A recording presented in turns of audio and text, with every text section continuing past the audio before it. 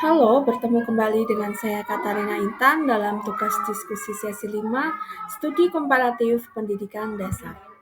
Sebelumnya perkenalkan nama saya Katarina Intan Kusumawardani. Saya mahasiswa Magister Pendidikan Universitas Terbuka dengan NIM 501272882. Sehari-hari saya mengajar di SD Negeri Pacar Panggang, Kabupaten Gunung Kidul, Provinsi Daerah Istimewa Yogyakarta. Pada kesempatan kali ini kita akan membahas mengenai diskusi sesi 5. Pada diskusi sesi 5, kita akan membahas mengenai perkembangan teknologi dalam pendidikan dasar.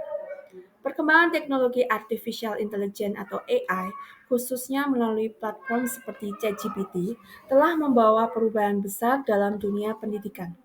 ChatGPT mampu berkomunikasi secara alami, memberikan solusi terhadap berbagai permasalahan, bahkan menjawab soal-soal dalam bidang matematika, sains, dan bahasa. Fenomena ini menuntut pendidik untuk bersikap kritis, adaptif, dan reflektif dalam menyikapinya.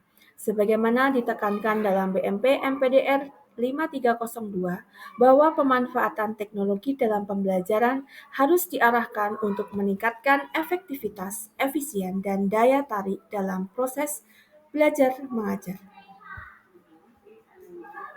Selanjutnya, kelebihan dari AI atau ChatGPT dalam pembelajaran.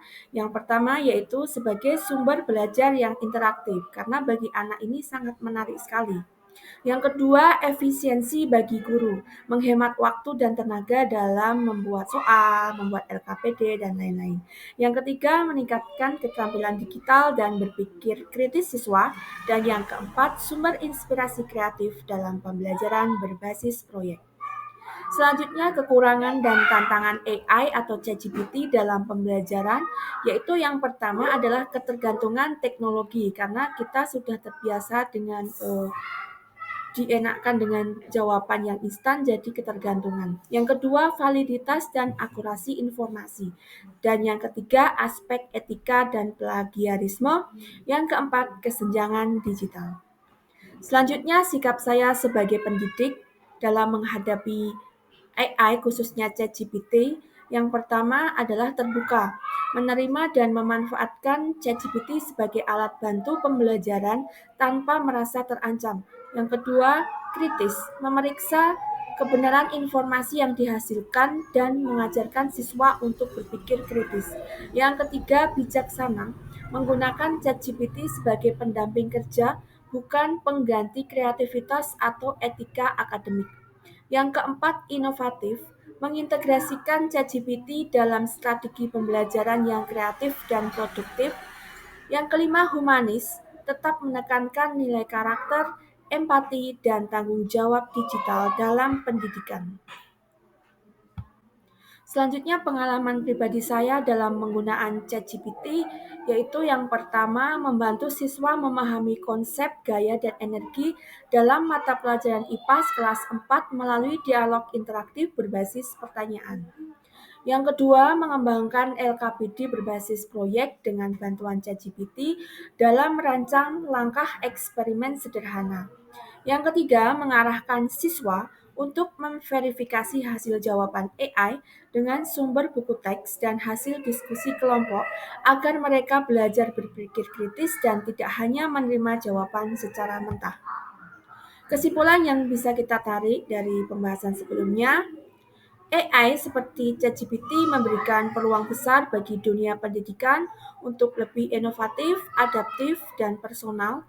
Namun pendidik tetap harus berperan sebagai pengarah, pengontrol, dan pembimbing moral agar teknologi digunakan secara bijak. Dengan demikian, pembelajaran berbasis AI dapat menciptakan ekosistem belajar yang kolaboratif, kreatif, dan beretika. Selanjutnya, pendapat saya mengenai video A Day Made of Glass. Dalam video A Day Made of Glass 2, menampilkan kehidupan masa depan yang serba terhubung dengan teknologi kaca pintar interaktif. Dalam video tersebut, terlihat berbagai inovasi seperti yang pertama, layar sentuh transparan di meja, dinding, dan jendela. Yang kedua, Internet of Things atau IoT yang menghubungkan perangkat rumah, sekolah, dan transportasi. Yang ketiga, augmented reality atau AR untuk menampilkan informasi digital di dunia nyata. Yang keempat, kaca pintar yang bisa menampilkan data, video yang berfungsi sebagai media komunikasi atau pembelajaran.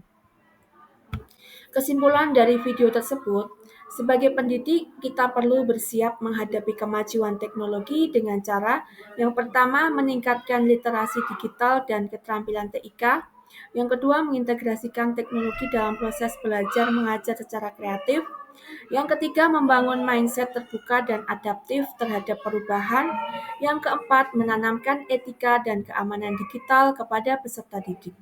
Dengan demikian, guru tidak hanya menjadi pengguna teknologi, tetapi juga pengarah dan pembimbing agar teknologi digunakan secara bijak dan mendukung pembelajaran yang bermakna.